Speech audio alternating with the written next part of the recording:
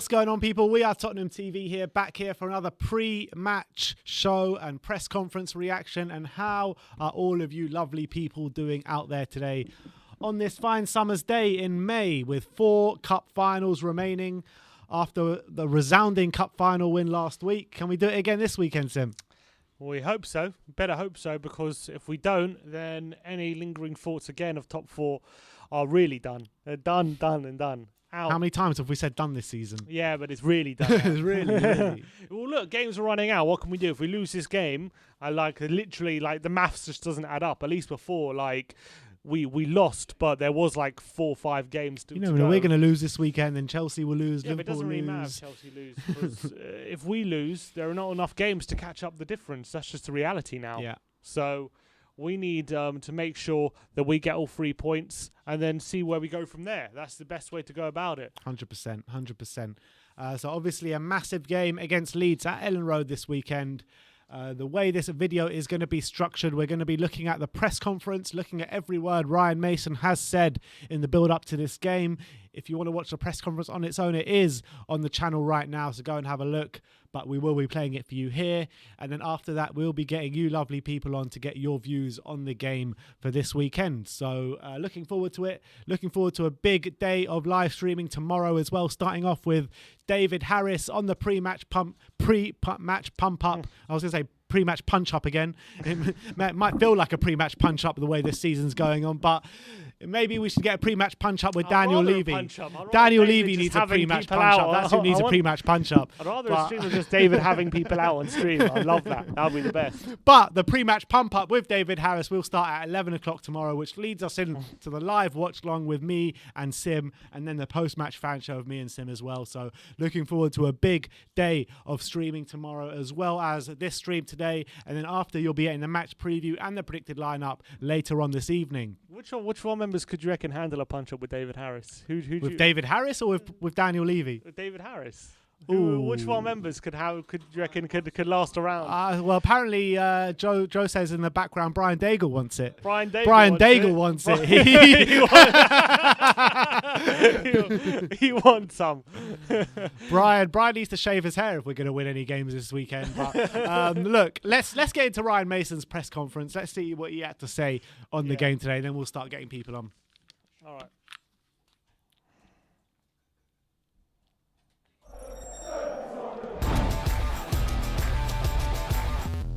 Can't hear, guys. Early today for our pre-match press conference against Leeds United. As always, we start with broadcast questions. Sky will go first. Please raise your hand if you do want a question. We'll try to get to as many of you as possible. The embargo for the written piece afterwards is 10:30 this evening. No streaming or social media posts during the broadcast part of the press conference. Sky will go first. Damesh, you've got your hand up. Coming to you. Good morning, Ryan. Could we just start off with team use first of all? Yeah, Ben Davis is the only one still that's not been training. So Tanguy and Lucas didn't train for the majority of last week, and only trained the day before the match. But this week we've had a fully fit squad apart from Ben Davis. Just given the way they play, how do you even begin to prepare for a match against Leeds?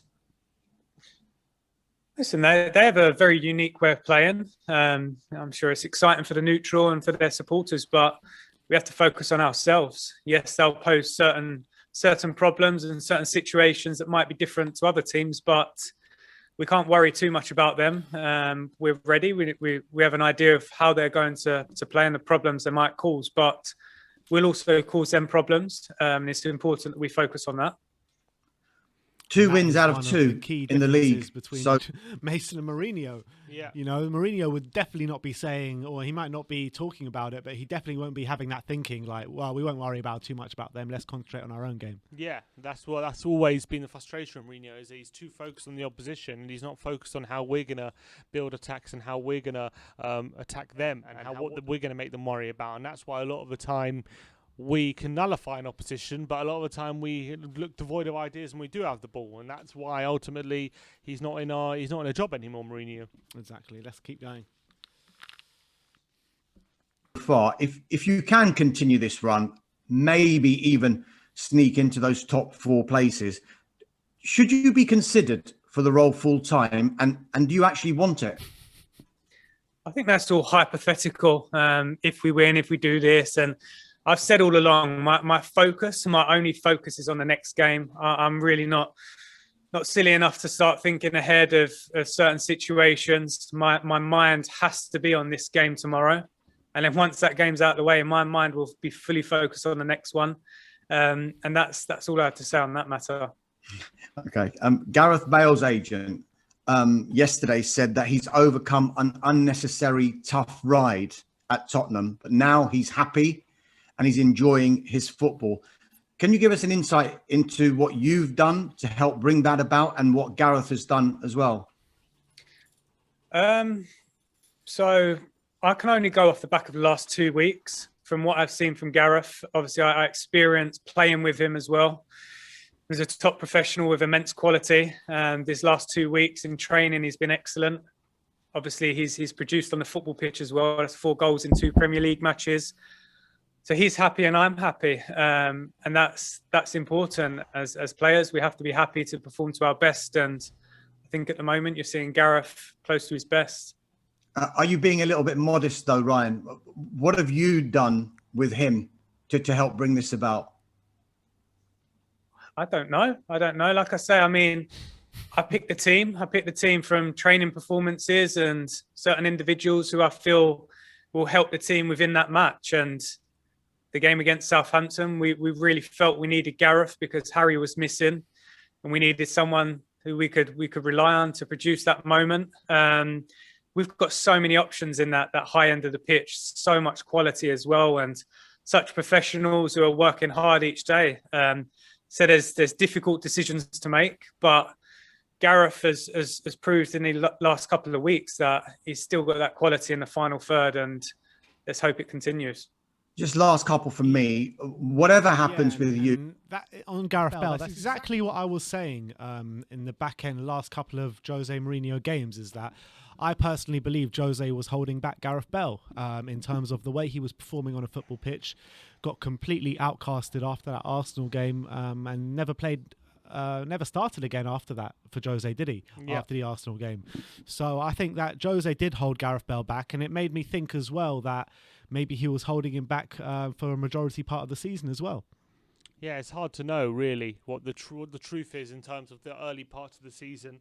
All I would say on that is Gareth himself kept saying how he needed to get to full fitness and needs to get in a rhythm and stuff. So I understand why it took him a while to get in the team, but once he did get in the team, you got to keep him there. And especially the way he was playing for the majority of times he was in the team, you got to get him on the pitch as much as possible because, as Mourinho said himself, a fully fit Gareth Bale or a fit Gareth Bale, every manager in the world would want that.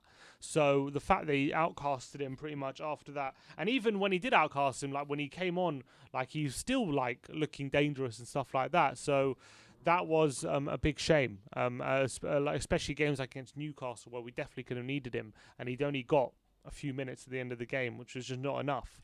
So, but it's great to hear from Jonathan Barnett that he is happy at Tottenham now, and I think it is likely that he stays here till next season. Yeah, now. And that's what I read a report from Eurosport saying that it's almost guaranteed that Bale will stay here for another season because Daniel Levy really wants him to stay. So I don't know. We'll see what happens. We'll see if who the new manager is first before we think about who we're signing. But yeah, but even I think whoever the manager is, I think it's a no-brainer to keep Gareth Bale. I agree. Especially if he's in the form he's been in last few months. Yeah. All right. And this role for the rest of the season, do you think you can play a big part in whether Gareth Bale stays at Tottenham next season or not? I think those questions and answers are not for me to say. I think Gareth and his parent club, they'll be having conversations once the season's over. But I think it wouldn't be right of us to start thinking of the off season and thinking of next season now, because as a football club, we have to focus on our next 4 matches. And tomorrow is a massive match. I've said it all along. The next game is so important. And that would be the case until the end of the season. Then once the season's done, then I'm sure these conversations will happen. But for the time now, our focus is on the matches.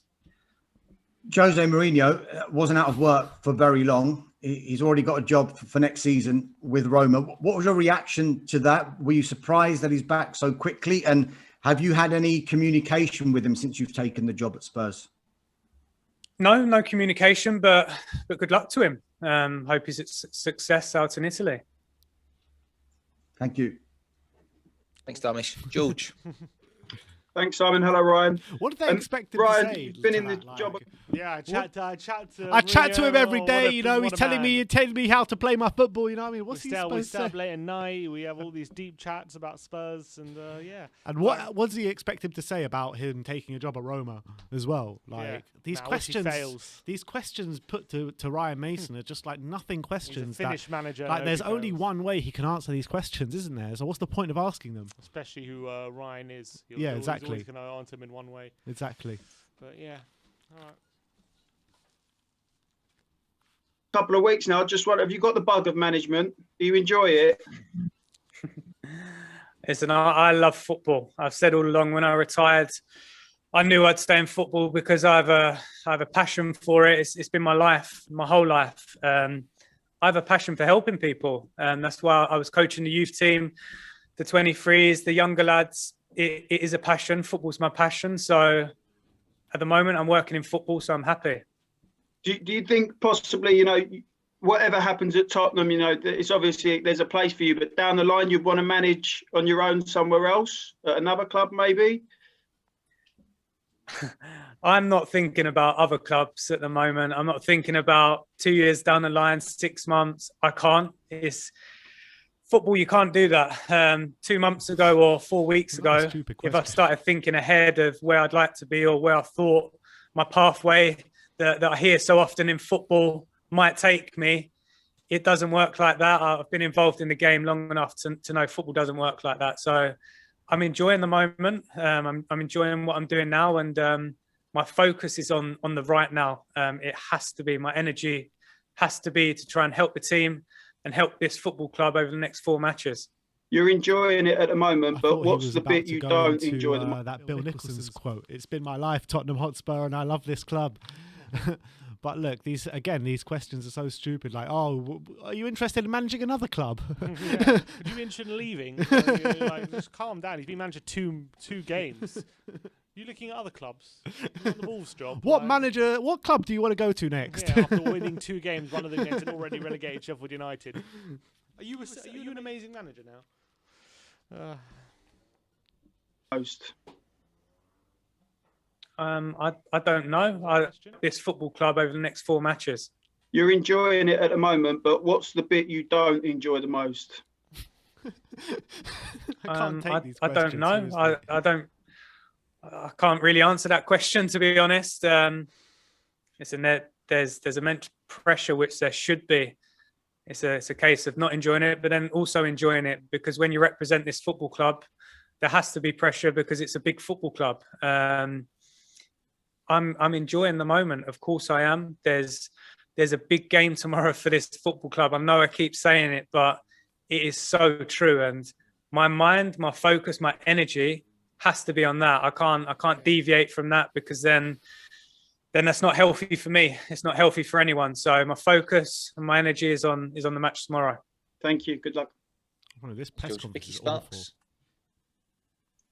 Hi, Ryan. Good to see you. Just Hello. wondering, as a young coach, albeit from a distance, are there things that you take from looking at a manager like Marcelo Bielsa and the way that he approaches the game? I think as a coach, regardless of how old you are, you look at other people. Of course, you learn things, you learn what to do, and then also what not to do as well sometimes. So I think in football, in life as well, you can't stop learning. You can't stop trying to take things and implement them with yourself if you believe that that's the way to do things. So he's an experienced man. He's been in football for a very long time. He's done a fantastic job at Leeds last season. He's done incredibly well this season as well. But listen, I'm my own man as well. There's so many different coaches that have different ways of working and different beliefs. And you have to be unique. You have to know yourself and know what you believe in. Otherwise, the messages won't come across as organically and as real. So I look at a lot of people, of course I do, but then also have my own beliefs. And how would you sum up those beliefs then? I guess in a nutshell, the style of manager that you want to be and the way you approach things. Probably like any manager, I want to win football matches. I want to help the team. I want to help people get better, because I think footballers, no matter how old you are, you still want to improve. So I think that's important as well. And to try and create a good environment where people feel like they want to come in and work. And yeah, I think that's important. And we've also seen more clarification, hopefully, of fans being able to come back for the final home game of the season against Aston Villa. Just how good and how emotional will that be? It's been a long time coming. Yeah, amazing. It's hard to look forward to it because we've got a big game tomorrow and another match at the weekend, but it's what we all want to see. It's what we want to see, society getting back to some sort of normality, and spectators and fans being able to come and support their team in person is a great step forward to doing that. Okay, let's go to James at TalkSport. Ryan, you've spoken about this game being all you're focused on at the moment. So what has been the key focus in training this week to ensure that you are well prepared to get the result? Just to make sure we're mentally ready. We know our game plan and how we want to go about the game. We've had 6 days to do that. We've had a couple of days training, a couple of days working. We've been in the classroom as well. So yeah, the focus is on the game, and we'll be ready. We'll be ready to go and compete and hopefully get 3 points. There was a video that was put out by the club of this 6 versus 4 session, 6 seconds to score. Has that been a real focus, the attacking point of view, and trying to score quickly and being as clinical as possible? I think you, when you train, you try and train and prepare for game situations. You have to work at an intensity that also prepares you for those moments. Yeah, many different moments, many different scenarios we practice in training. Yeah, the lads have been excellent this week. They've been really good, really ready to work, wanting to compete. And it's difficult to pick 11 players to start on the football pitch, because we've had 21 this week that have been working intensely and proved they've got immense quality. So it's going to be difficult, but we'll go there ready. We'll go there prepared. And like I say, we'll hopefully put in a performance that warrants 3 points. And as a football fan, how do you feel about what Leeds have offered to the Premier League this season? Because it certainly has been something unique. Yeah, I think every team should play in a different way. They should bring something different. Otherwise, it'd be quite boring if everyone played the same way. I think that's the beauty of the Premier League. You've got so many different styles, so many different beliefs, and so many different challenges as well. And I think that's why the Premier League's the most watched league in the world. And also it's the most difficult league to win and difficult league to win matches in. So listen, he's done incredible. He's done a great job last season. He's done a very good job this season as well. So tomorrow will be a proper test, and we're looking forward to it. And just finally for me, Dele Alli started just his 3rd Premier League game of the season at the weekend. Do you get the feeling that he's been scarred by what's occurred before, or do you feel like he's ready to move on from that and ready to go back to being the player that I think everybody knows he can be? No, I can only take Dele and the rest of the players for what I've seen in the last 2 weeks. And I said last week that Dele trained himself into the team last weekend, and he did do that. So whatever has happened in the past has to just remain in the past with Dele. As footballers, as people involved in football, and I think in life as well, you have to live in the moment. You have to live in the here and now. Dele, along with the rest of the group, have shown me that they want to work, they want to compete, and it's been a good environment to work in. So Dele's been excellent. Thanks, James. Jonathan Ville. It's good to hear.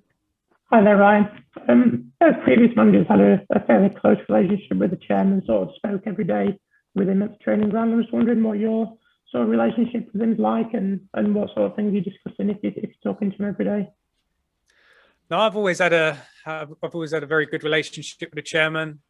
As a player, I've returned as a coach, and then he's also given me this responsibility to lead this football club. So Yeah, we speak. He's a good man. He cares immensely about this football club. He wants what's best. And we have a good relationship. For his pocket. Obviously, you are focusing on the games, but have they hinted that you've got a chance to sort of? Of course they speak. He's probably in the office every day, like hovering over him. We saw the documentary, exactly how he likes to be hands-on with the manager, doesn't he? So. Mm-hmm. Yeah, and also he seems to be with the player, like he eats these meals in the same room as them and everything, and which is a good and bad thing. I feel like when you're a chairman of a football club like that, you don't want to be too involved, but you don't want to have a disconnect. Yeah, I think there's a balance, and I think that he's definitely overstepped that balance in terms of how involved he is on the footballing side of the thing. Like, we all know how he's great on the business side and whatever, but he's way too involved in the footballing side, and he needs to hand that over because it's to the detriment of the club. He needs to hand it over. He needs to walk, first of all. He says he cares deeply about this football club. He cares deeply about his pockets. That's what he cares deeply about. Yeah, that's what I would say. Obviously, he doesn't want us to be relegated because that would hurt him. But he doesn't want that. But I don't think he cares if we win anything. He wants to do just enough to get us into the Champions League qualification and doesn't have any interest in pushing us further than that. All right. Put yourself in the frame if you do well over these next few weeks. All we've spoke about is the next game. It really has been the next game or the game that's coming up. It has to be. I've said all along, there can't be any thought of what's going to happen in the summer, what's going to happen next season, because then you take your eye off the moment. And the moment, the next game is important for the football club. It's important for me. It's important for the players, the fans, the chairman, everyone. So our focus as a football club is on that at the moment. And a couple of weeks ago, you said you weren't getting much sleep. Are you able to get a bit more rest now? Yes, I feel good. I've got lots of energy. I feel good. I'm sleeping. Yeah, I feel okay. Okay, we're going to go on to Ali Gold, then we'll finish with Dan and Jerry. Ali. Hey there, Ryan. You mentioned Lucas and Tongi not being able to train last week. Can I just ask exactly what it was that was stopping them from doing that? Yeah, so Lucas picked up a knock in the cup final. It was just a knock. It was a bony thing, and just needed a few days to settle down. And then also Tangi had a bit of a muscle problem, so he only trained a day before the game. But they've trained all week. They've had no problems. No one's had any problems this week apart from Ben, who hasn't trained. So that was the only concerns last week. But this week there's been no problems at all. And can I just ask? That must be. That must clear up the Tanguy and Dombele situation. Well, then. not just that. He said Lucas got a knock in the cup final. And that clears up why he went off. It clears up why he went off. Doesn't clear up why Sissoko came on, but it clears up why it does clear up why Lucas went off. That's so I think he definitely. I think a lot of people were giving him a bit of shit for taking Lucas off though, and instead of Son, because Son was performing much worse. Yeah, but if he did take a bang and he had to come off, then that's fair enough. And also with Tanguy and Dombele, a lot of people asking the question why he hasn't played in the last two games. That doesn't clear up why he wasn't playing in the cup final, though, was it? No. It just clears up why he wasn't playing in the last league game. Correct. But I had a bit of a muscular injury, he said. But he said he's fully fit. We'll see if he plays this weekend. All right. UEFA announced this week that each national squad will be able to have another 3 players. I think it's 26 for the Euros. Does that give an added... I know they shouldn't really need any more motivation, but can that give a little bit more motivation to the likes of Dele, Harry Winks, even Sergio Reguilon, players that haven't been in their national teams recently? I'm not sure. It's difficult for me to answer that question because I don't know what's going through their heads, but you don't get in your national teams if you're not performing at your club teams. So the focus, the mindset has to be on to compete in training and hopefully earn a place to start at the weekend or start with your club team. And then everything else will take care of itself. You mentioned obviously Dele's training and how good he'd been. Did he give you everything you asked for in the game? Absolutely. Yes, I think it was clear to see he was 100% committed. He helped us regain a lot of second balls. He ran a lot. He opened a lot of space in for the other attacking players. And most importantly, he had a lot of energy and he felt good, which is pleasing.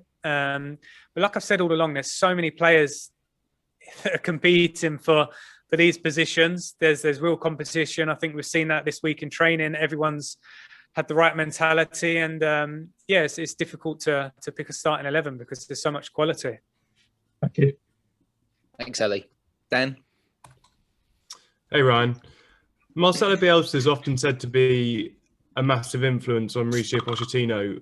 I'm wondering, did Mauricio ever mention Marcelo? Have you ever had a conversation with Mauricio about him? And even though there's a kind of degree of separation there, do you feel like because Mauricio's influenced you, you've probably got quite similar ideas to Marcelo? Potentially, I'm not sure.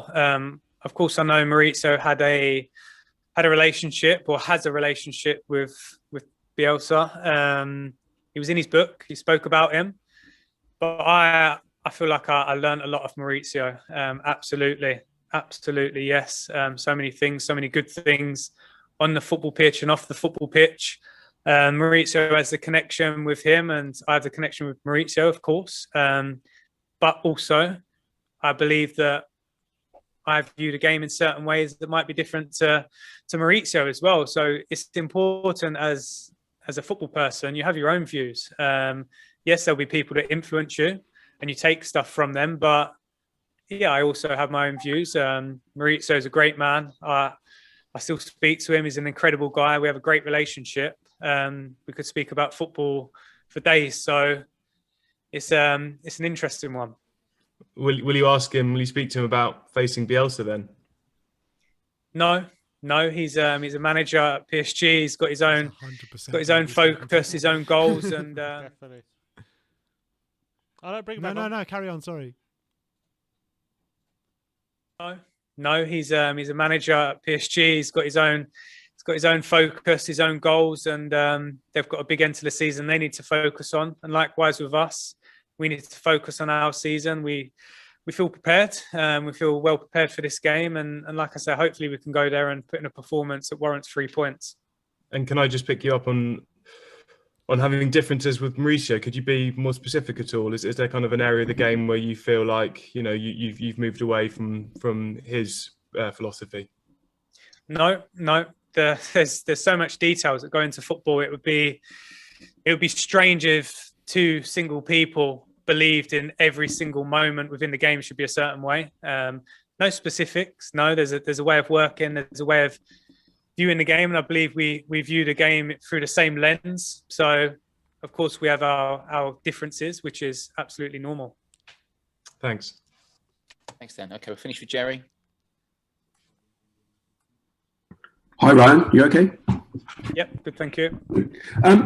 You've known Harry Kane since you were young lads in the academy. You've come through, and you've seen him close up, and you've seen him from afar, and now you've seen him as a coach, as his coach.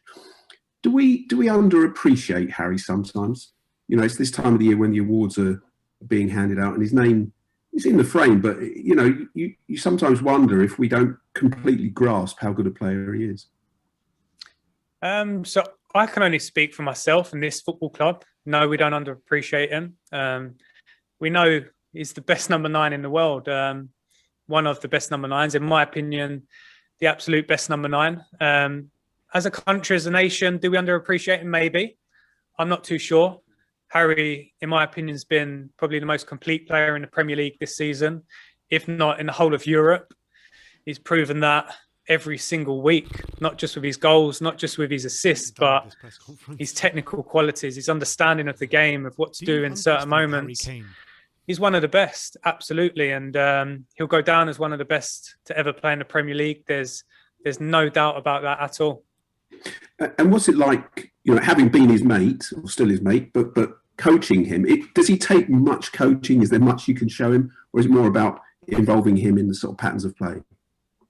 Yes, and I love Harry. Everyone loves Harry here. He's one of the most professional guys I've ever come across. As a player, it was amazing to be around. Yes, he's one of my best mates, but at the moment, seeing him work, it's no different to what I've seen over the last 15 years. 100% commitment in every moment. He wants to learn. He wants to improve, and I think that's why you've seen him remain so consistent over the last 5 or 6 years in his goal scoring and his performances, because yes, he's one of the best, but he's also wanting to learn. He's also wanting to improve his game. He works at his game, and listen, there's no doubt Harry is one of the best players in the world. Fantastic. Thanks. That was one of the worst press conferences I've ever had to sit through. All 20 minutes of that was awful. Apart from when they asked him about the team news, there was nothing about the game. Literally nothing about the game in there. Yeah, well, ask him, what do you not like about being a manager? And they'll shut up. Do you underestimate Harry Kane, or do you underappreciate who underappreciates Harry? I don't understand what these journalists are on about today, man. See, it was like a bunch of kids asking him. Honestly, literally, it's like, you know, on YouTube you see those questions of how like kids ask players, like they do a little press conference with kids. And they're, oh, what's your favourite colour? Literally like that. That's what it was like. What do you like about being a manager? And by the way, what's your favourite colour was ripped from the Yid Kid in the comments, so big up the Yid Kid. But look, let's start getting some people on. It is your time to have your say on the upcoming game. Please, we'll try not ask you some stupid questions like they did on the press conference. We'll try stick it strictly about football and about the game. But let's get the first guest, as that is the Yid Kid. Mr. Yes, Yid guys. Kid, how you doing, my friend? Great, and you? Yeah, good, thanks. Sorry, we're just hearing a bit of an echo in our ears. Just 1 second, just sort out the audio. Yeah, I think that's better now. Mr. Yid Kid, how are you feeling coming into the game today? I don't really know how to feel. Sorry. Oh, is there anything wrong with my audio? No, it's all good now. It's all good. Okay. I don't know how to feel about it because the first time we played against them, it was Jose Mourinho tactics, and we were sitting back and they were attacking team, so it kind of worked for them. But now that we have Ryan Mason, I think it's going to be a lot of goals that are going to be scored since we're both attacking sides now. Do you think, looking back at that game, I mean, we pressed them into a lot of mistakes in defence. They couldn't really pass it out the back because we pressured them so much. Do you think that, I know you said we sat back. I think there were elements of sitting back, but we did press them high up the pitch into making mistakes. Do you think that Mason will look at that game as a bit of a blueprint of how to play this game tomorrow? He should, but some of the players that he's going to select, probably he's going to have Dele Alli in the mix, or maybe Luke, maybe Harry Winks even. But so since we have those players, we don't know if we can press that high up, but he should be, and he should be picking the correct players to press up.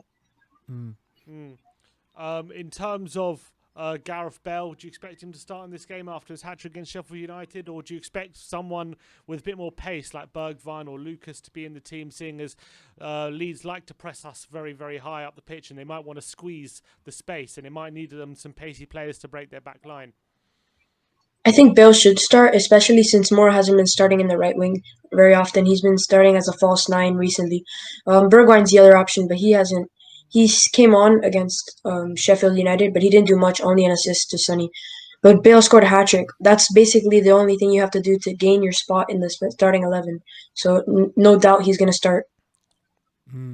And when you're looking at the kind of table, obviously Ryan Mason said last week, just before the Sheffield United game, it's 5 cup finals remaining this season. Are you still hopeful for the top 4? Yeah, I thought top 4 is dead. But now that we're coming close to it, Chelsea's going to play against Man City, which could be a dropping point for them. Look, do I think I deserved it? Do I think we deserve it? Absolutely not. We've thrown away so many points in the season, but we could get it mathematically, and we just gotta keep hope. Most definitely. And coming into the game, what's your score prediction? I said in my channel 4-3, but I think I'm gonna change it to 4-2. 4-2 to Spurs. Yeah. All right, now we're talking. Are we gonna see some collapses from Chelsea this weekend? Are we gonna gain any points of anyone else? Hopefully. West Ham have a few easy games coming up, so it's going to be hard for them to drop points, but Chelsea could definitely drop points. All right. Thanks for coming on, my friend. Always great to have you on. Pleasure. Nice one, Yid Kid. Come on, you Spurs. Come on, you Spurs. Enoch out. Exactly. Enoch out. If you didn't hear that, he said Enoch out. All right, let's keep going. Who have we got on next? Cody Mac. Good evening, Cody. Good evening. Good evening. Oh, I can't hear him. Oh, there you go. I can hear him. Good evening. Good evening. Good evening. Did you have a good evening last night, Cody? Oh, I've been having a good evening all morning. Twitter's absolutely just so enjoyable when something like that happens to Arsenal. You know, as bad as we've been, it's so hilarious because can you remember a more embarrassing and dramatic season in the last 10 years for Spurs? Yeah. And Arsenal are still levels below us in terms of the embarrassment that they just continue to rack up. It's feed it to me, hook it to my veins. I love it. And the fact that Unai Emery was the one to inflict the pain as well. How much joy did that give you? Oh, I was just hovering over the tweet, waiting to say good evening, just like me. You know, thousands of people on Twitter, and my good evening must be trending pretty hard right now. But I will say, we should get our laughs in now because wouldn't it just be poetic if we came up against Roma in Europe next year? You know, so. Roma need to get into now. Europe first. They need to get into Europe. They're 7th in their league. It doesn't look like they're getting into even the Europa League next season. Yeah, well, it doesn't look like we're getting in either, so. Coming into the game this weekend, are you coming into it confident? Yeah, I'm feeling pretty good. But, I mean, before we talk about the game, that was the worst press conference that I think I've ever seen. And I lived through 8 years of the Bush administration here in North America. That was utter trash. I mean, who are paying these people to ask these questions? I mean, that was unwatchable. Cody, I think let's make a petition or something to get us in the press conferences. We'll make much better questions than them. I'll tell you that for free. Oh, you know, whoever's holding the cards in the press conference room, you guys would probably get your badges removed after one conference because you would ask actual questions that maybe relate to a football match. What a joke. No, what don't you like about managing? What's your least favorite thing about managing? It's like, just shut up, these people. Oh, Ryan, did you have a nice bowel movement this morning? How was your bowel movement? Brutal. Oh but, how's your sleep at the moment, Cody? How's my sleep? Yeah. That's what he was asked. I was genuinely questioning what he was asked. Bloody hell. Oh, jeez. Yeah. But look, Cody, what kind of Leeds do you think we're going to be facing this weekend? Because, you know, they just lost to Brighton, but the 3 games before that, they drew with Man United, drew with Liverpool, and beat Man City. So what kind of Leeds are you anticipating this weekend? You know what? I think Leeds have been one of the most consistent teams all season. You know, they've beaten quite a few good opponents. They've played a consistent brand of football.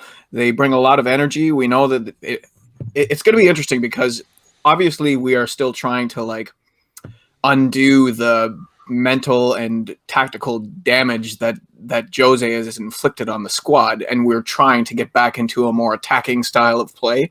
And in the first leg against Leeds, the way that they played just played right into our hands under Jose. So it'll be interesting to see. You know, it would be easy to see the game turning into a bit of a track meet and a bit of a goal fest. But I'm not sure if we want to play Leeds style of game, which really is, you know, they play kind of like the Tottenham way, right? But we shouldn't be underestimating. I'll tell you that much. You know, if they take their chances, it could be ugly. Mm. And when you're looking at this Leeds squad with Rafinha and Calvin Phillips both being a doubt for this weekend, how much of a bonus would that be if they are out for the game? Well, I mean, anytime that your opponent is losing players of quality of that ilk, you know, it's going to give you a better chance. But, you know, it seems like every time that a player has been doubtful, they've been fit for the match against us. So I'm just going to assume that they're going to play, and I'm sure that Ryan Mason is game planning for them to be fit and ready to go. And with you know, Spurs playing at 12:30 before Man City play Chelsea and before West Ham play Everton, do you think this is a really big opportunity to put some serious pressure on the teams above us in that race for top 4? Yeah, absolutely. But I'm still not pegging very much hope on us getting top 4. You know, one thing I do like is there seems to be a refocus on just dealing with the game in front of you, despite the fact that the press conference didn't talk about the game at all. It seems like the team is now, they're not thinking about, you know, 2 weeks from now or the summer or Euros or anything like that. You know, we're back on just focusing on what's going on the pitch. We've got one game each week. Let's just let's just keep our focus and take care of what we can take care of. The reality is, if we are going to have a chance at top 4, we're going to need a lot of help, and it's not really realistic, you know. What's your reaction, Cody, on Mason's comments about Daniel Levy in the press conference about how he really cares about this club?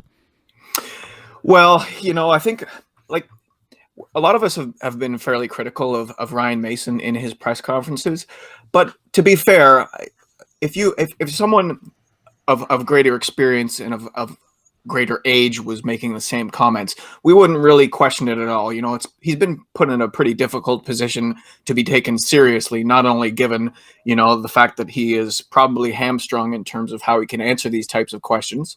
You know, it wouldn't be very wise to speak out against your employer after 3 weeks on the job, but also, you know, he's not even getting serious questions in the press conferences. So let's just give Ryan Mason the time that he's been allotted here and not overreact to some of the things that he says, because the reality is we're really kind of discounting his responses because of his age.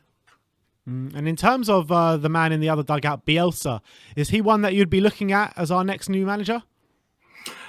Well, I mean, if we were going to get Bielsa, you'd probably have to get rid of the entire board first, because Bielsa would not put up with this crap for 1 minute. He would make it about one training session before Levy sat down with him at the breakfast table, and he would be spilling his coffee and get out, because that guy doesn't tolerate it. You know, he's shown it before in the past. He does not put up with the kind of shit that Daniel Levy and this board will try and put him under. So I would love the style of play.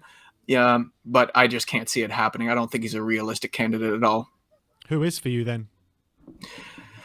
Ryan Mason, Scott Parker. that's the short list right there.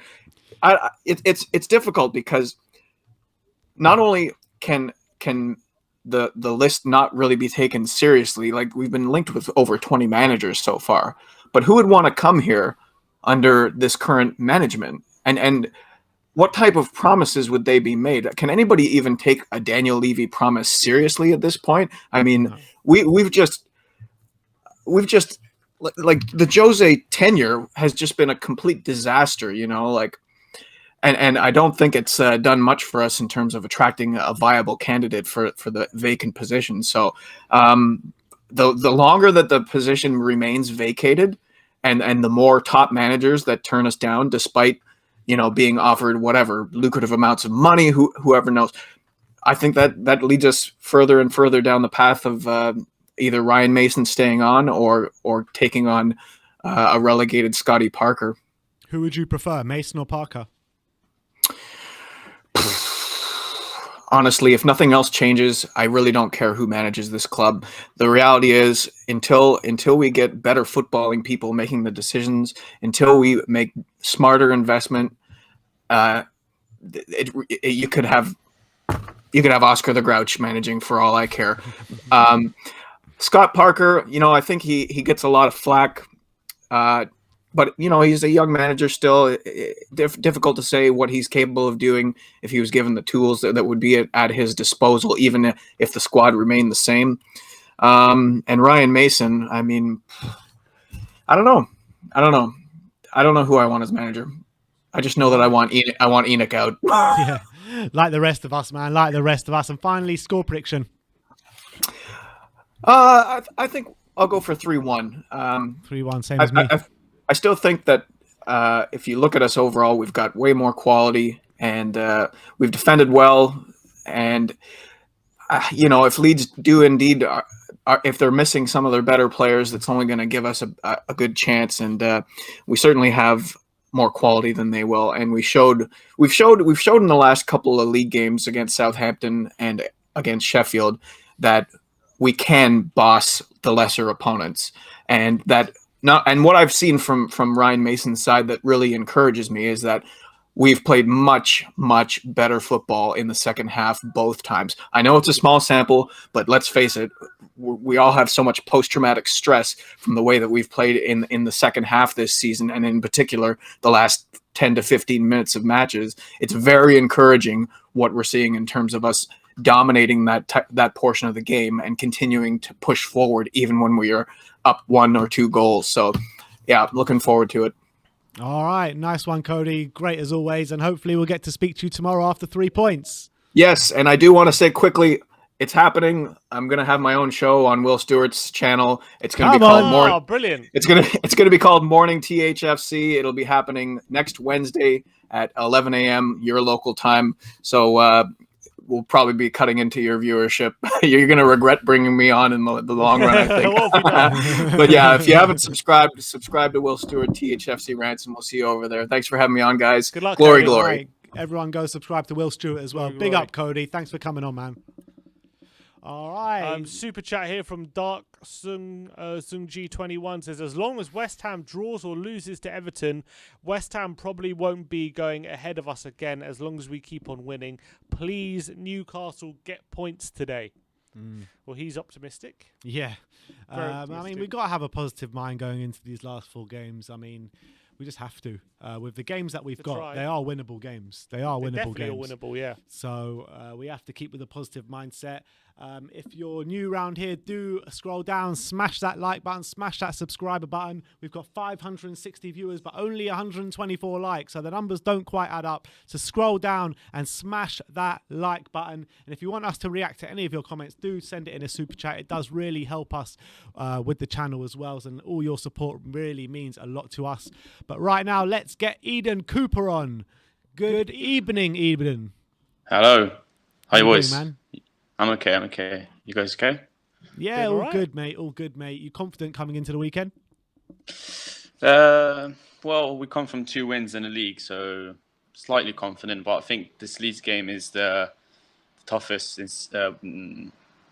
This Leeds game and the Leicester game are the toughest until the end of the season. Then we have, I think, Wolves and Villa. I think they're a bit easier, also because they're at home. So, yeah, I'm confident with the game, but still, I think Leeds are a tough squad. I think they've improved in the second half of the season, especially defensively. I think they've conceded less goals, especially against the big teams. They kept a clean sheet against Chelsea. They won at the Etihad Stadium. They also drew with Liverpool like 2 weeks ago. So yeah, and they're in good recent form, although they have lost against Brighton last week. But I think they upped their game against the bigger teams, and they also drew against United. So yeah, we have to be very careful.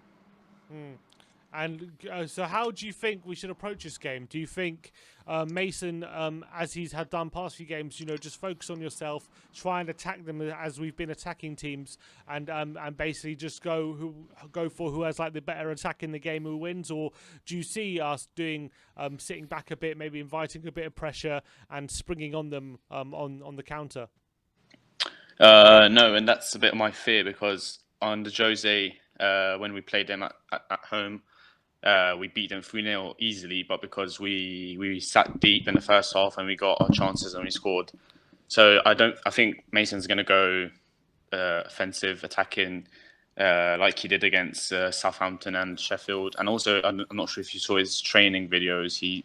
I think he wants the team to attack in every game. So yeah, that's why I think we could be a bit in trouble. But I trust us getting over the line. But I can see us also conceding. Yeah. Yeah, you think it's a big advantage, though? Calvin Phillips and Rafinha, 2 big doubts for Leeds. They're obviously 2 big players for them. So do you think it's a big advantage if they don't play? Yeah, it's obviously better, but I think Bielsa has a system in which it doesn't really matter who plays, because they really play as a team and they don't really rely much on singles. And yeah, obviously it's going to hurt them, but I don't think that much, honestly. And in terms of Bielsa, would you consider him as a future manager of the club? Honestly, no. Yeah, also they were comparing like Mason to Bielsa and Pochettino. Just what they're doing. Like, he's managed 3 games and already comparing him, asking him if he has the same ideas as Poch and as Bielsa. I mean, what's he going to say? Yeah, I don't actually see Bielsa as managing us. I think Leeds is kind of his level. I respect him as his football ideas, but I don't really understand all the praise he gets, because at the end of the day, he hasn't won much. Like, I mean, yeah, he taught managers like Guardiola and Pochettino his philosophy, but I don't really praise him as much. Obviously, yeah, I said I respect him, but I don't think he's the one we should go with. Also, because he's aging a bit. He's a bit of a hothead. He doesn't speak English at all. He has a translator in his press conference, so I don't think he's the guy for us. But he's a good manager, definitely. And with Chelsea playing Man City later on and West Ham playing Everton, there's a real chance to gain some points on the teams above us. How do you think if we do win this game, it does put some serious pressure on the teams above us, or do you think Chelsea and West Ham could easily get points off Everton and City? Yeah, I think it's like the first time we played Saturday early kickoff this season, or one of the first. We always usually play like Sunday evenings. So yeah, I think it's going to be interesting to see how we act playing before everyone else. Well, I think Leicester play today, but before Chelsea and Liverpool and West Ham. And I think, yeah, if we win, we're going to be 2 points behind Chelsea. So we're going to put the pressure on for sure. But I really think it depends. It's all in our hands. I think if we win all our 4 games from now until the end of the season, Leeds, Wolves, Villa and Leicester, I think we have a good chance. But it's all about doing that. So we have to start from tomorrow, 3 points needed, and then just see where we are at the end of the season. Because I think if we win all the 4 games, I mean, we can't say. I mean, yeah, obviously we can say that we should have won the previous games, but at least we gave it all. So I think if we concentrate game by game, we can nick it. I'm really confident in that. But that's tough because we have to win. Like we come from 2 wins. If we have those 4, we're gonna have to be winning 6 games in a row, and I can't remember us doing that in at least 4 seasons. So been a while. It's a big ask. It's been a while. Score prediction? Did you give one? No, not yet. I haven't. I'll say 2-1. I think it's gonna be tight. All right, Eden. Absolute pleasure as always, mate, and we'll see you after the game, hopefully. Thank you, guys. See you tomorrow. Come on, you Spurs. Come on. Bye-bye. Come on. All right, so that's Eden Cooper. Everyone do scroll down, smash that like button, smash that subscriber button as we bring on Brian Daigle. Good evening, Brian. Good evening, lads. How we doing? All good, mate. All good, mate. First of all, how was your evening last night? My evening was absolutely fantastic. And I have to say to you, first of all, I know he's in the back end. The brand new show you're having, the pre-match punch-up, it's definitely with Levy I want it, not with David Harris. So I just want to clear that up right now. If you have a pre-match punch-up with Levy, put me as the first defender. We're waiting for you on the first flight over, Brian. We're waiting for you. As soon as you come over, we'll organise that for you. Well, pencil in your diary at the moment, September the 17th, because that seems to be the day I have. All right, we'll be well into the new season by then, so looking forward to that. But Brian, coming into this game this weekend, how do you assess it, and how do you assess Leeds first of all? How do you think they've been this season for you? Well, first of all, let's just hope that game is more exciting than that press conference, because I almost fell asleep. Hell, yeah. That was absolutely shocking. Listen, Leeds are a very, very attacking team, and I think we're going to go take. I've been very impressed with the way Leeds play, and especially the amount of energy they go through, the way Bielsa has them set up. I think it's normally a very entertaining game when we play them anyway. And I'm kind of with the Yid Kid. I think it's going to be quite a high-scoring game. Yeah. And, you know, when we played them at the earlier end of the season, we completely dispatched of them. We outplayed them, you know, probably one of our better performances of the season this year. Yep. Do you think Ryan Mason will be looking at that as a kind of blueprint to go into this game with? I think he may do. I mean, look, Bale's going to be on fire. And once again, he has to start. He has to. And actually, I'm guaranteeing he'll start. And yeah, I think he can have a field day. The form he's in now, he just saw how devastating he can be. 3 attempts, 3 shots, put them all away beautifully. Yeah. And at the moment, Kane hasn't looked himself since coming back from his injury. I don't think he's still there. So I think a lot of it hinges on Gareth Bale. So I honestly think if he plays well, it'll be a good result for us. Do you think a lot of the game hinges on us matching Leeds' like intensity and the hard work they put in? Because if we allow them to overwork us, is that where we can come unstuck in this game? For sure, and we've seen them do it against so many teams, especially at Ellen Road. I mean, I remember the game against the Filth. All right, it was 0-0, but they absolutely battered them. And if we let them get up on the front foot, then we could be in a lot of trouble. We could be. But I have to say, last couple of games, you got to big up Eric Dyer. As much as everyone slates him, and a lot of people do, and I must admit I'm one of them, but he deserves credit when it's due. And in the Carabao Cup and against Sheffield United, he was fantastic again. Yeah, completely agree. Back on Gareth Bale for a second. If it's up to you, do you keep him on for next year? 100 billion %. You got to look at the moment. We don't know. We don't even know where we're going. Let's look at what's going on at the club. We don't know the next manager. We don't know the budget. We don't know if Harry Kane's staying or going. I think Gareth Bale is one genuine world-class player that we can actually get. Mainly his love of the club and obviously the connection with Real Madrid.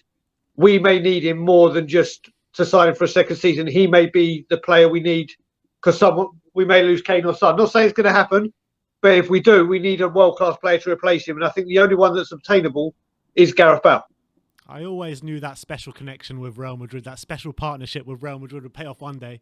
You mean the Levy bend over the table relationship? That's why I'm sure that's why we still haven't pulled out of the European Super League, to keep old Perez happy. Have we not pulled out? I thought we did pull out. Apparently, we still haven't pulled out. We said we're not going to do it, but we actually haven't officially pulled out of the ESL. We haven't sent a letter in to say we officially withdraw. Really? I never knew that. So apparently, we're technically still in it, but we said we're not going to be a part of it. Isn't technically everyone still in it then in that case? Who knows? But trust me, when it comes to Daniel Levy, we all know how this narrative goes. Yeah. All right. And in terms of the game this weekend, what's your score prediction? I'm going 3-1 or 3-2 us. 3-1 or 3-2. You're sitting on the fence there a bit. Well, put it this way, I'm saying the Spurs win. I just can't. It all depends how we start. But one thing I do, or two things I have to let you know. Tonight on the Two Bryans at 7 p.m, I am going to probably have the biggest Levy rant I've ever had, which makes the one I had on your show when I went mental look like I'm praising him. And then also, Brian Ireland finally lost one of the score predictions. So every 15 minutes during the stream, he will be standing up and singing the chorus of Barbie Girl for every 15 minutes. So everyone tune in for that. I'm going to make sure that happens. It's in honour of Bob. Bob Spur came up with that forfeit, so that's going to be happening. But my Levy rant is going to be nuclear. All right, Brian, I'm very much looking forward to that. Let's hope Shabbat doesn't get in the way, but Shabbat Shalom to you, Brian. Shabbat Shalom to you guys as well, and I'll speak to you tomorrow.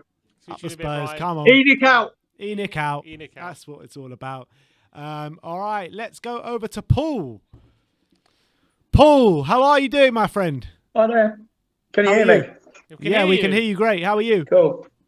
Well, yeah, I'm good. I mean, I've been looking at Leeds' recent results. They've got 15 points out of 18. They've been going pretty well.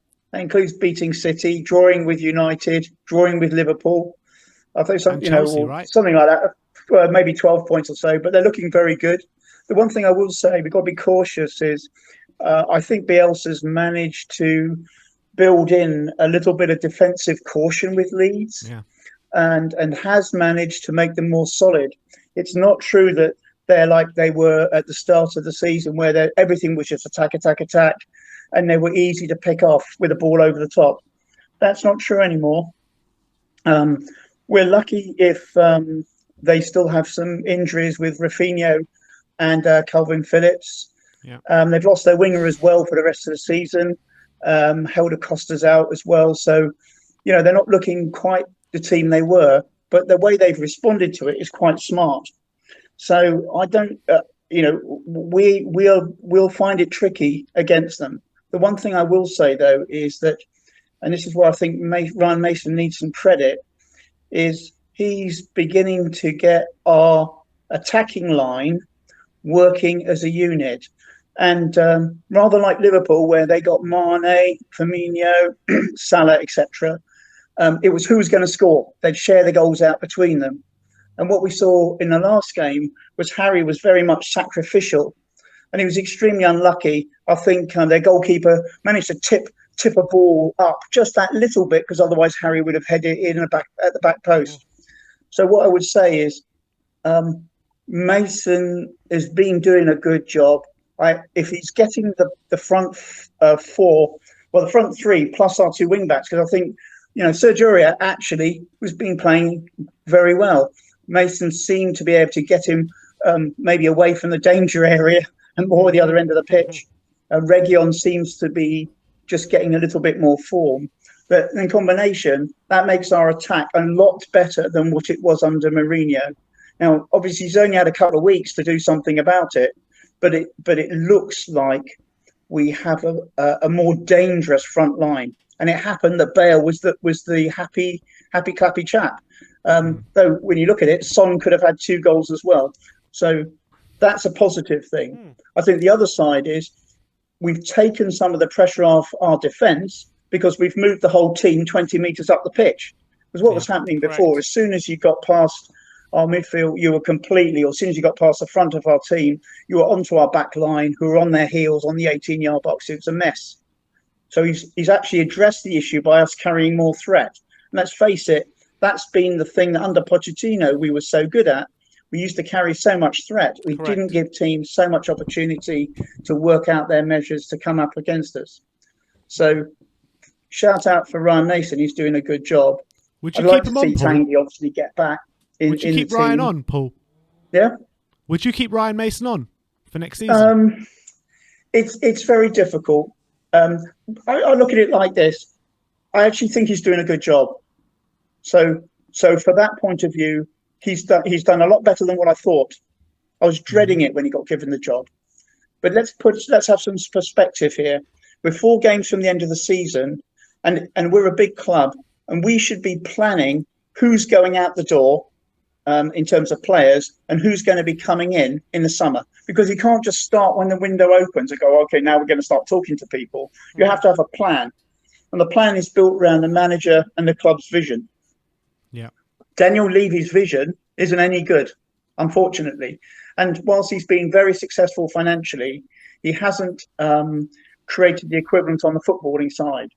So we're potentially going into a transfer window without managerial certainty and without the footballing structure to identify the right players to bring them in to create a team that's going to be successful next season. So I'm very nervous and worried about what's going to happen. And really, this is on Levy. It's extremely frustrating. And I feel sorry for Ryan Mason because, quite honestly, as far as I can see, he's spending all his time trying to coach the team into getting us to a European place. And on balance, I think he's done a good job. I mean, he kept City out for 80 minutes. And I know we didn't like it and it wasn't ambitious and some things didn't work. But I still think he did well in that final. And it was unfortunate the thing fell apart at the end. But, we're trying to make up with, sort of 10 months worth of Mourinho shite. It's very difficult to turn that around in a moment. But that's where our club is. Mason will get us to the end of the season. If he wins the remaining games, that's great. But does he have the experience and the pulling power and the authority to be able to work with the club to identify the ingoings and outgoings for next season? I actually think Ryan Mason is probably a little bit more lethal and hard-nosed than what people think. He's not stupid. Why'd you say that? Because I think he's gone through he's come through the academy. He's been in our club. He's then had to come out of it being a player. And I actually think he's managing to train in some patterns of play in a very short period of time. And I think he'll be pretty ruthless at getting rid of some of the players, quite honestly. And the thing is, has he got it within him to actually say, right, Daniel, these people need to be sold. And these are the people and these are the positions I want incomings for. So would you actually back him then to be given the permanent role? I don't want us to get in yesterday's manager. A lot of the names I hear banded about are what I regard, apart from Nagelsmann, who wasn't going to come to us. He was always going to go to Bayern. That was a total piece of shit. Anybody thought he was going to come to us when the plum job was going to be his in Germany. Den Haag wasn't prepared to make the move. And certainly we hadn't got our football structures in place to make it the right place to come to. So, those are the people who I might have wanted to bring into the club who were modern managers and could take us forward. So we then went back into the next line of management. I don't want to pay for yesterday's manager. I would put bets on Potter, because I've looked at the way some of the Brighton have been playing. It's been really good, and I think that's been and I think the same thing. Scotty Parker's done a good job at Fulham, but I actually think Potter's got more of it. He's not a fool. The guy's smart, but Mason, very difficult for him. If the club was going to put a football structure in and support him as a manager, so he was doing a lot more of the first team coaching, but at least we had somebody working on identifying who were going to be in the playing squad, etc. I think it could work. But this is down to Levy and the board, and I have a lot of sympathy with the ENIC outside. I've been tremendously disappointed with what Daniel did with the ESL. And the reason I think he may not be, we might not have contracted out of that yet, is simply because of the legal agreements. But frankly, it's a dead duck. ESL's not going to happen. But Daniel has really done us a lot of harm. Reputationally, I think he's really done us harm there. And the club, I'm not saying Daniel needs to go. I think Daniel can, clean up his copybook by getting in, a director of football and supporting, getting a management and a squad together for next season. And he's got to do it, because otherwise he needs to go. We're not going to get ENIC out. They own the club. And the only way we'll get them out is because somebody will come in and buy us. And, be careful of what you wish for. I don't want an oil-rich state buying us, because that's a hostage to fortune. Sorry, you think the step forward then is to get a director of football in and manage the footballing side, rather than having Levy as involved as he is in the footballing side and identifying transfer targets? Yeah. Is that the way forward for you? Yeah, and working, and it's not just that. Look what's happened as well. We missed a generation coming through our academy. We've heard the comment where our under-23s haven't been so good, but our under-18s have been very good. Mm-hmm. There's been a patch where not only didn't we buy people, but we've had a shortfall coming through from the academy, and those things in combination have been deadly for us. Mm-hmm. So when we're talking about bringing a director of football, it isn't just to help identifying the targets that are going to be in the first team. It's to have a professional structure, so we don't end up with an academy that sort of fires blanks for us a couple of seasons. Absolutely spot on, I think, Paul. But finally, on the game tomorrow, what's your score prediction? Right, I'm a great optimist, and I honestly think we're going to have a feast. And I'm going to go 3 or 4-0. We are going to tear Leeds a new one, because we're on the up. Bale is firing on all cylinders. Sonny has got his confidence back, because he's been woeful. Frankly, let's be honest. Sonny's had a terribly bad patch. Kane was getting back to it, and he missed a couple, and he should have got one at the end, which was just denied. So there's goals in those as well. Aurea and Reggie are both looking very good. So I honestly think we're going to feast. So I'm a 3 or 4-0. They're not going to score against us. Our defence is looking great now. Wow. I'm not a great fan of our current combination in the back line there, but what Ryan has done is he's got some stability, which is helpful, and he's also made sure that we're 20 metres further up the pitch. So I'm all up for it. 4-0. Go on, let's go for it. I hope you're right, and I hope we're feasting like kings tomorrow night. Yeah. But Paul, absolute pleasure having you on. Do call in again, because I thought it was an absolutely brilliant call. So thank you very much for that. Cheers. See you later, Paul. Yeah, call in again. Cheers. I hope so. All right. Really good call, Paul. Thanks for coming on. But now we have got Jack Ganeki to right. Oh. Hey, how you doing, Jack? Hey, how you doing, guys? Yeah. That was brilliant analysis from Paul, though. Really especially in the lead, especially in the part of Leeds. I was just like, wow, it just summed it all up in minutes. It was just their whole season, showed all the weaknesses, how they've changed. It was brilliant. Yeah, I thought it was superb. Really, really good call. So no pressure, Jack.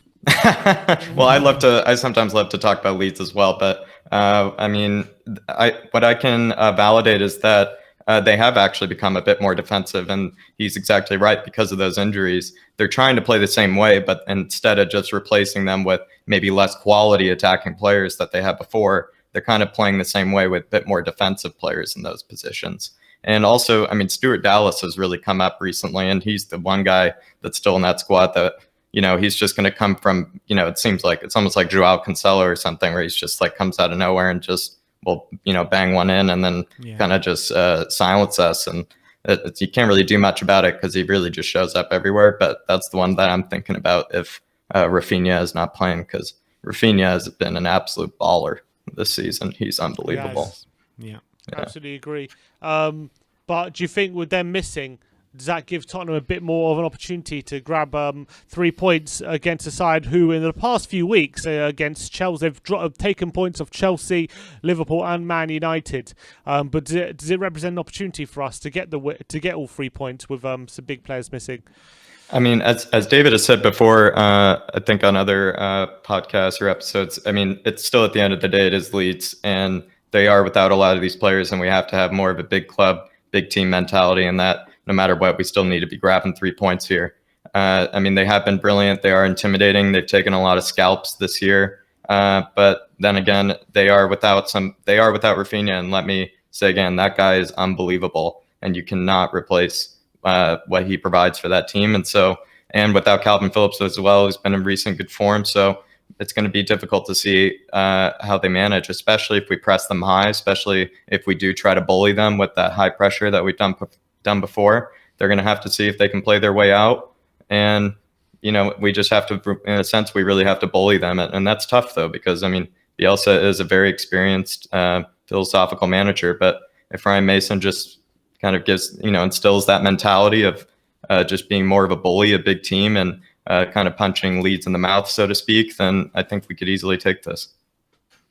And in terms of top four, Man City play Chelsea and West Ham play Everton after we play Leeds. So do you think if we win, it puts serious pressure on those teams to come up with a result? Or do you think top four, even if we do win, is a bit beyond us? West Ham, yeah, right. West Ham have maybe a similar difficulty in matches coming up, but we have if we need to get top four, if we're looking to get top four, we just have to win these matches, and we have basically the easiest route to do it.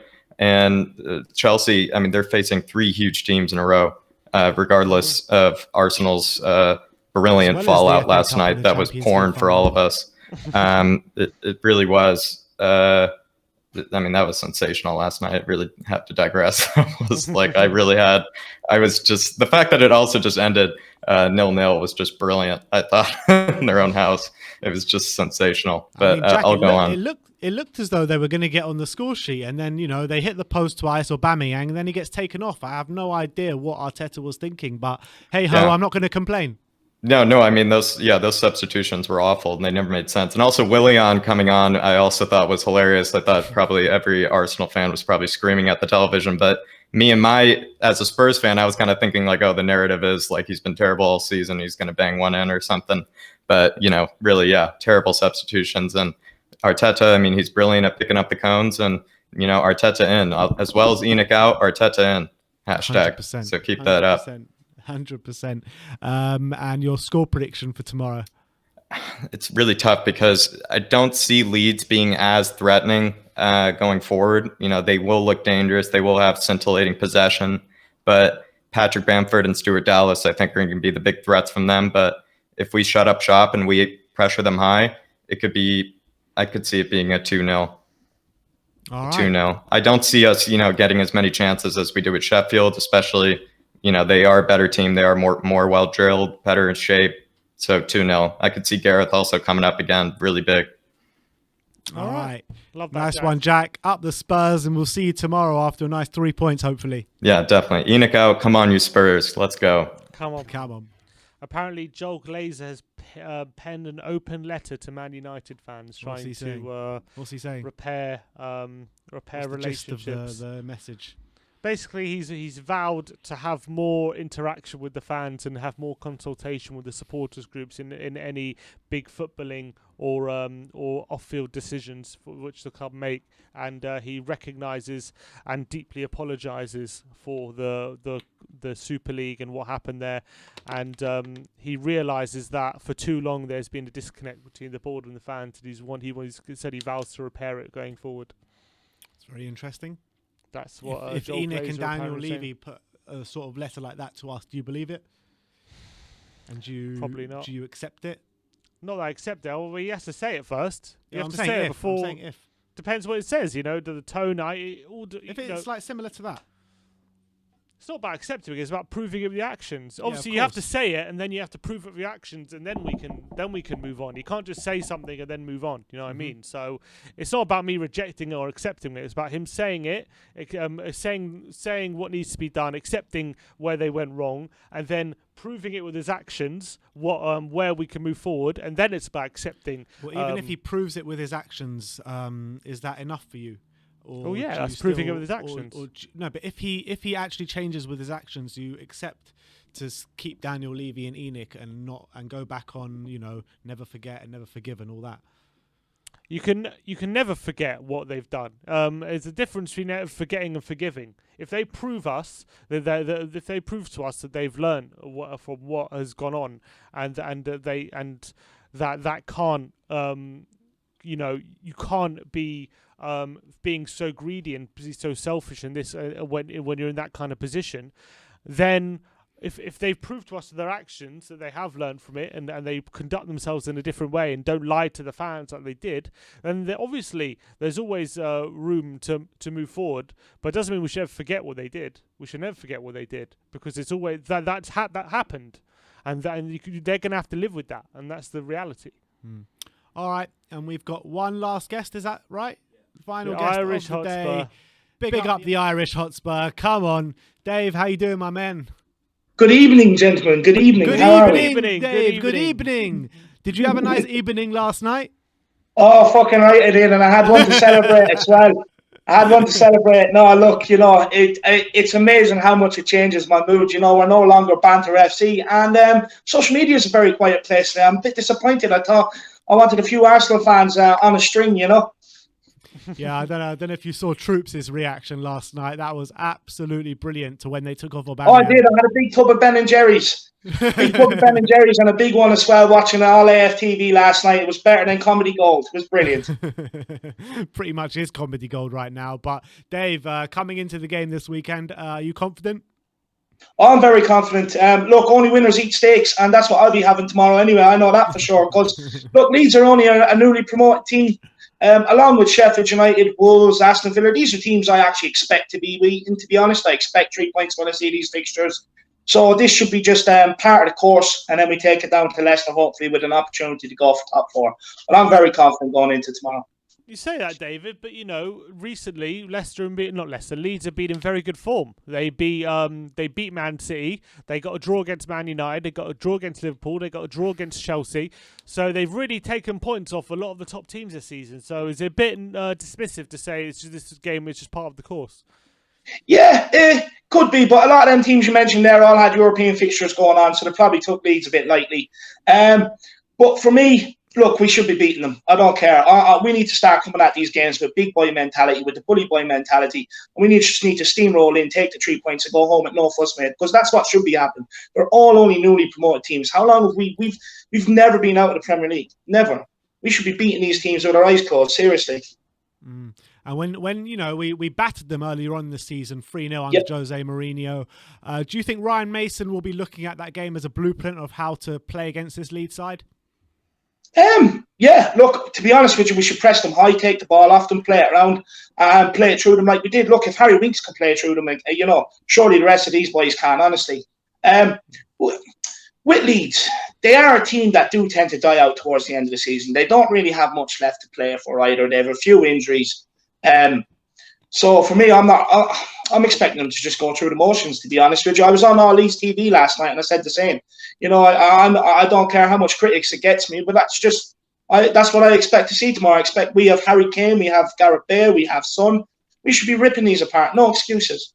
Yeah, I mean, you say these Leeds team kind of faltered towards the end of the season, but yeah, I know they lost to Brighton last game, but in the 3 games prior to that, they took points off Man United, they took points off Chelsea, and they took points off Man City at the Etihad as well. So surely there's a bit about them, and then we need to worry about them some way. Yeah, look, there is a bit about them. Like, to be honest with you, they probably run a lot more than most Premier League teams do as well. But I think they run the most out of everyone in the league. A lot of these teams all had European fixtures midweek, that mattered more to them. So it was probably a case of just taking these lightly, to be honest with you, mixing the team selections up, and just Leeds outrun them. Like, this is the thing. As long as we outrun them, outplay them, be more aggressive than them, we should win in every way on the pitch.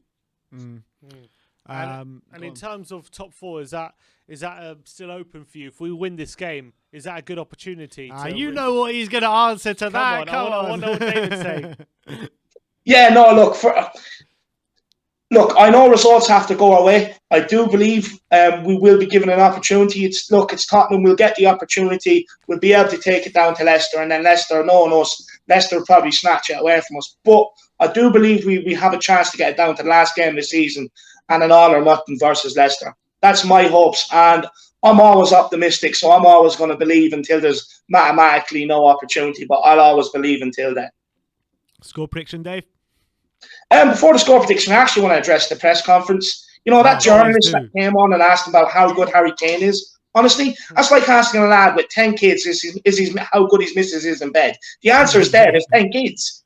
You know what I mean? Come on, it's stupid. I'm sure his old lad, his parents were sitting there just looking at him like, I'm sure the old lad just turned around to the wife and was like, how much did we pay for our son to go to college? To ask that? Like, come on. They're giving him an easy ride in the press conference. Get in there. Ask him proper questions. Get stuff out to us fans that we want to hear.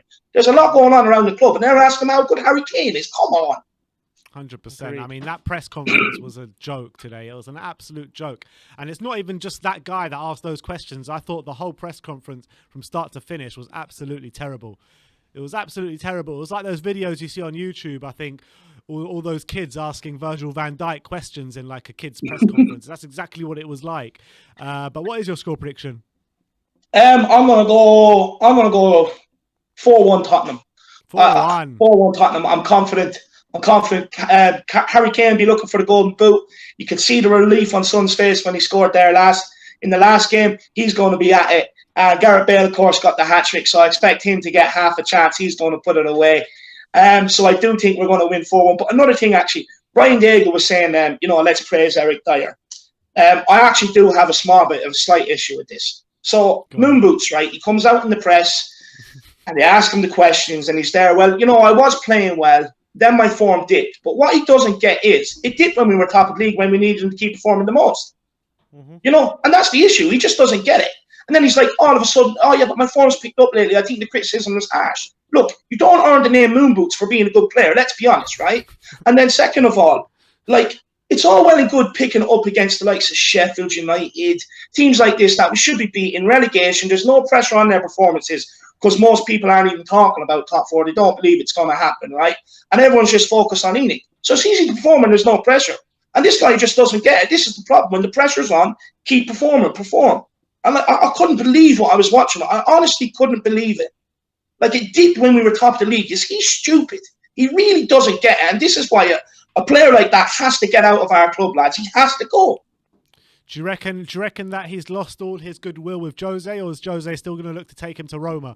Or has that 50 million price tag dropped down to 20 million or something? No, look, he probably... you never know. He could end up at Roma, but look, that could be brilliant for us. You know what I mean? Get Moon Boots out the club, send them over to Roma, and let them call him Moon Boots in Italian. It's perfect. Hopefully, he can take Harry Winks and a few other players with him. Just leave us for Højbjerg. There is no chance Jose Mourinho is taking Harry Winks. I'll tell you that.